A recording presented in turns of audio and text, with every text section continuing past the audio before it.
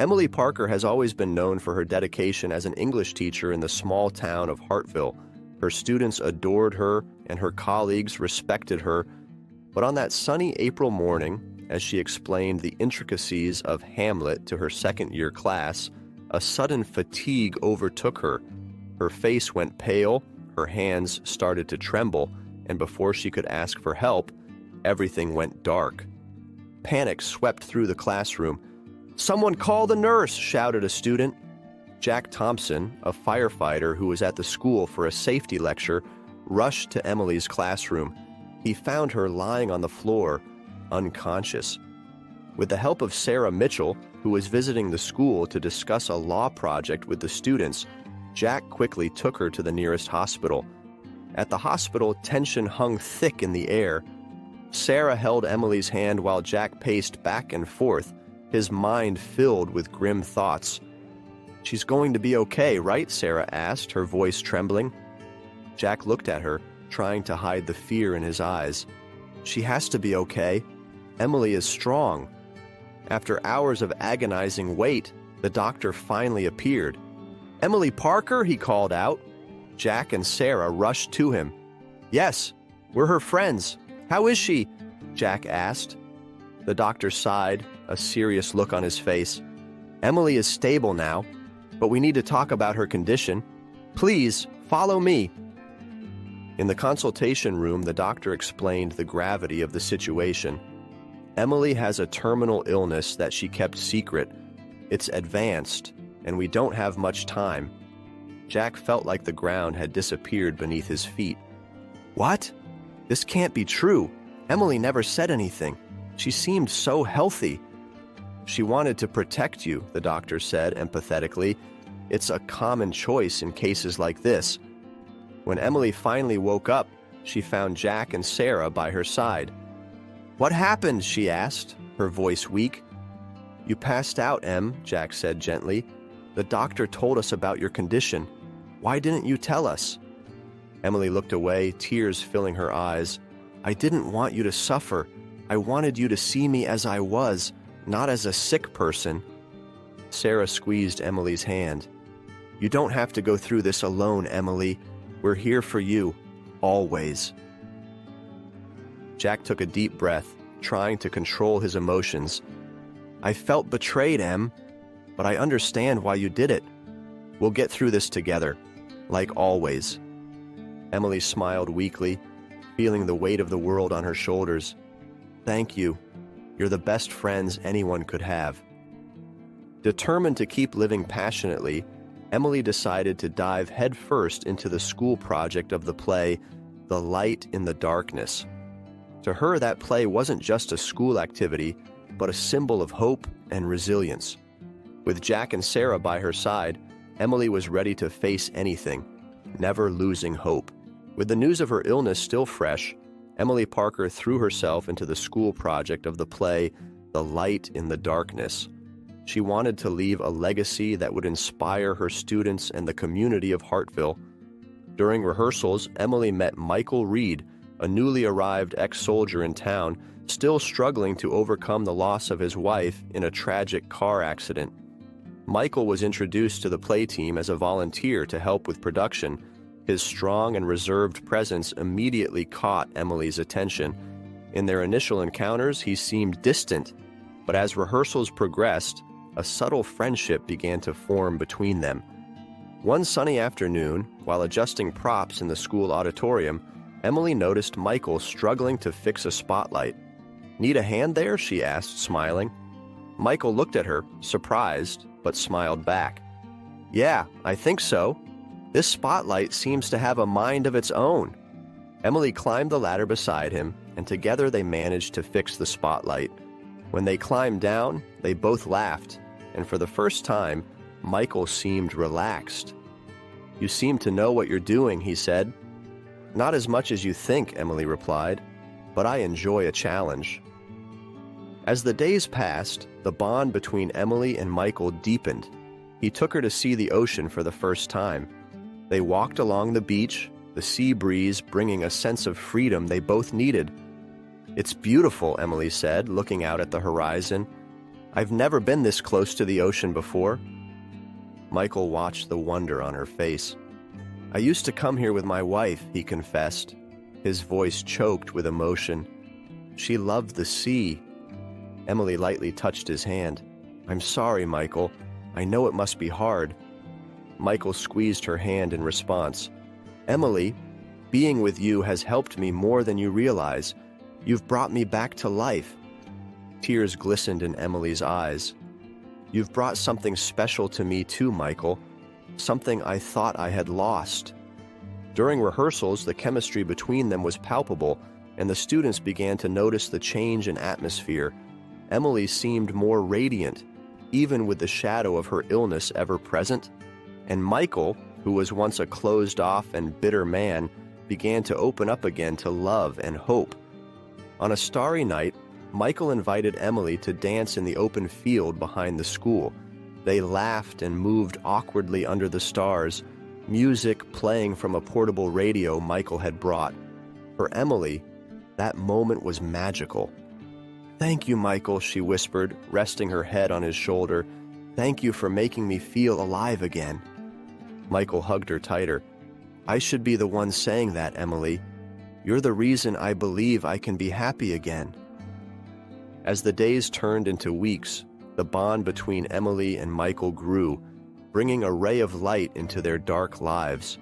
They knew time was precious, and every moment together was a gift they would cherish forever. The sunny summer days in Hartville brought a renewed energy to the town.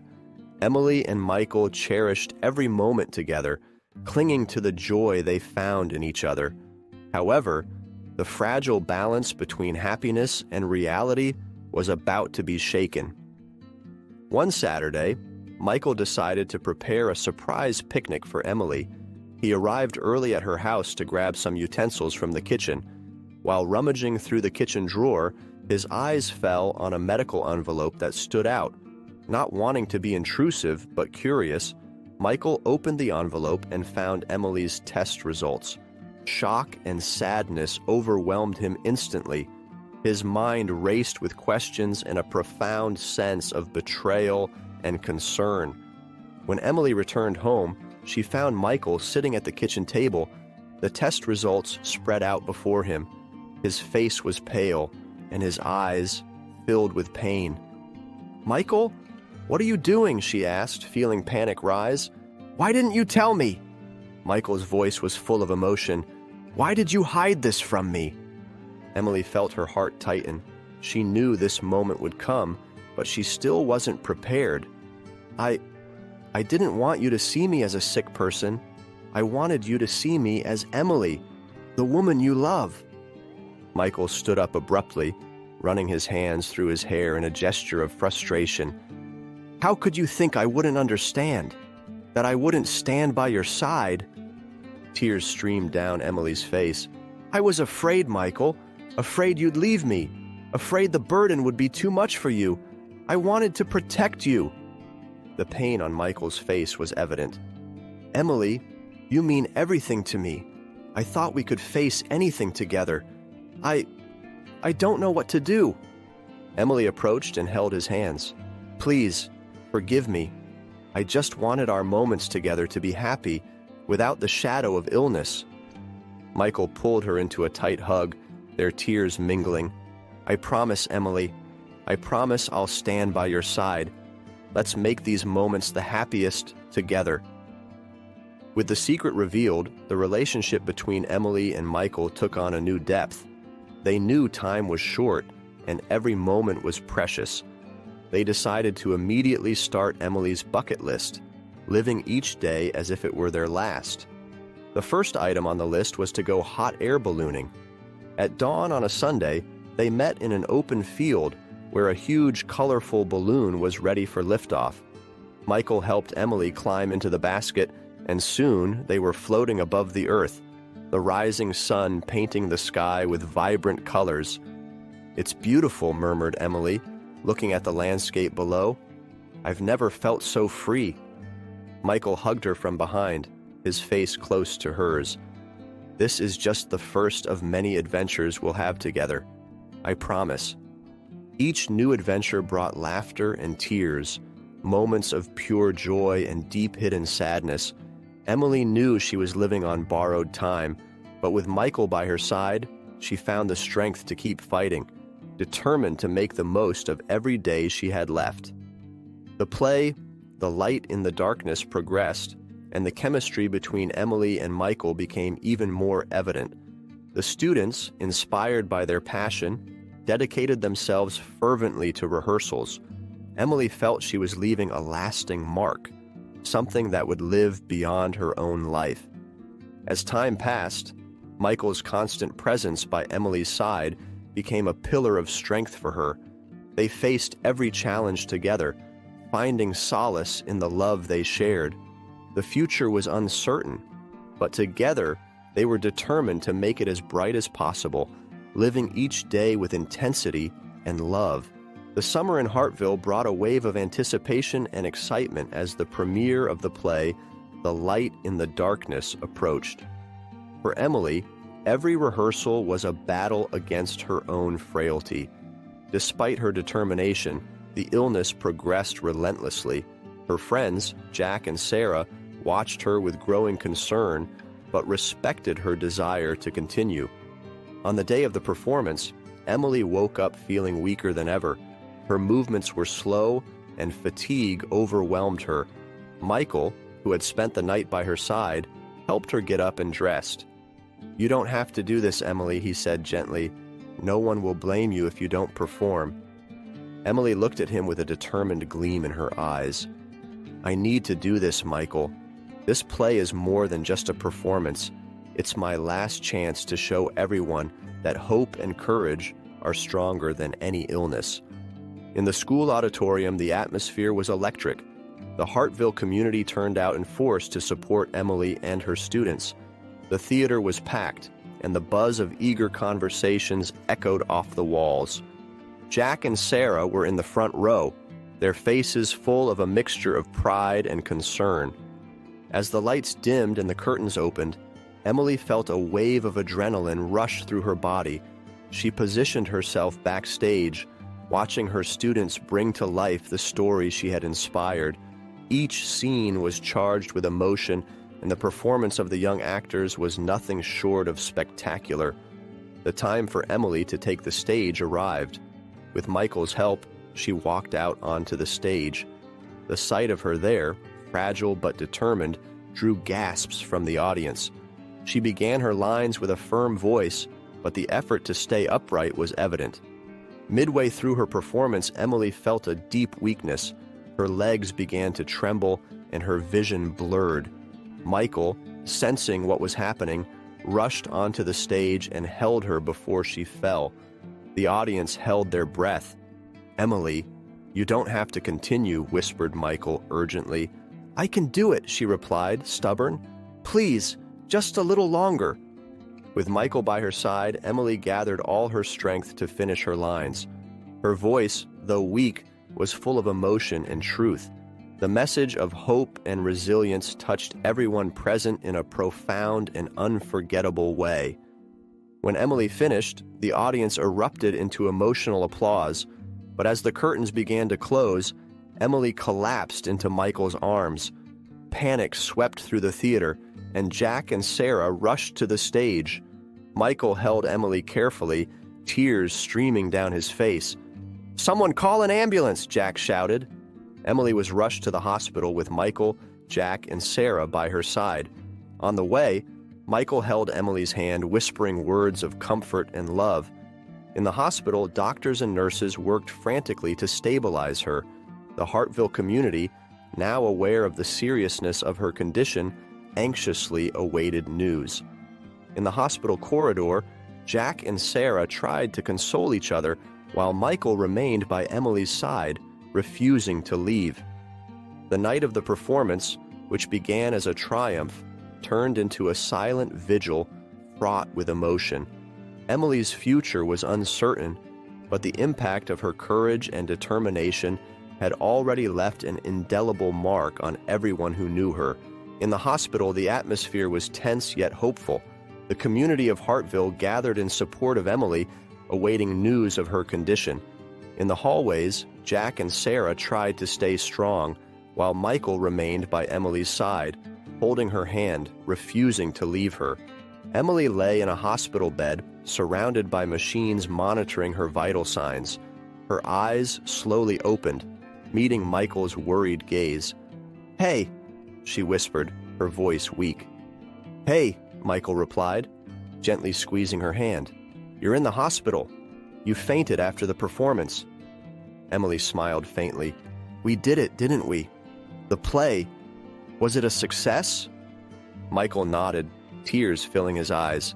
"It was amazing, Emily. Everyone was so moved.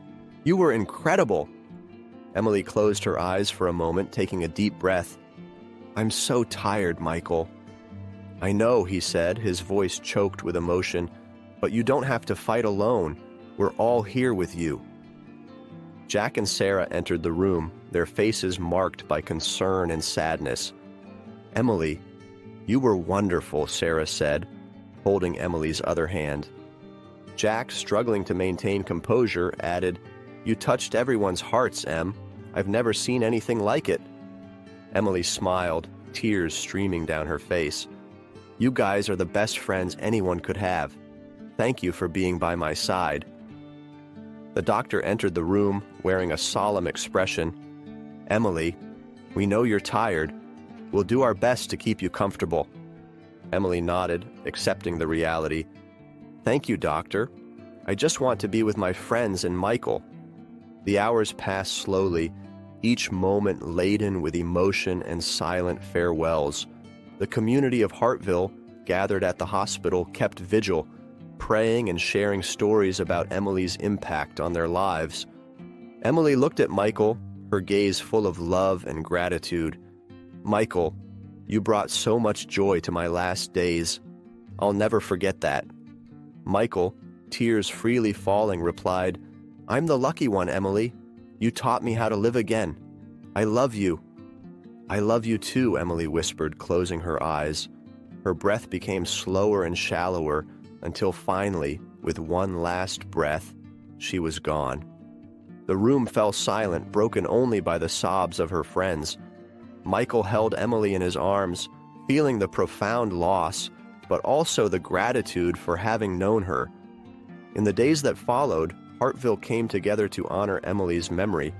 The play, The Light in the Darkness, became an annual event, a tribute to Emily's indomitable spirit and the lesson of hope and courage she left for everyone. Michael, Jack, and Sarah found solace in the memory of their friend. They knew that despite the loss, Emily would live on forever in their hearts and in the lives she touched. And so, the story of Emily Parker, a young teacher who faced the darkness with courage and love, continued to inspire everyone in Hartville, reminding them to live each day with passion and gratitude. I hope you were moved by Emily Parker's story as much as I was. If you enjoyed the video, don't forget to leave your comments sharing what you thought, or proposing new stories. And of course, subscribe to the Moving Stories Hour channel to not miss any of our upcoming inspiring stories.